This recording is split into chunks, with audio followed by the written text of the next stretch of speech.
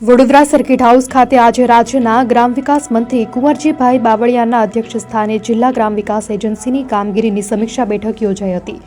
Circuit house ખાતે ગ્રામ વિકાસ મંત્રી કુંવરજીભાઈ બાવળિયાની અધ્યક્ષતામાં જિલ્લા ગ્રામ વિકાસ એજન્સીની કામગીરીની સમીક્ષા બેઠક યોજાઈ હતી। મંત્રીએ સ્પષ્ટ કર્યું કે રાજ્ય સરકાર ગ્રામ વિકાસ અને સર્વોચ્ચ પ્રાથમિકતા આપી રહી છે અને તંત્રને વિકાસ કાર્યોના ઝડપી અને પારદર્શક અમલીકરણ માટે કાર્યપ્રણાલી મજબૂત બનાવવા સૂચના આપી હતી।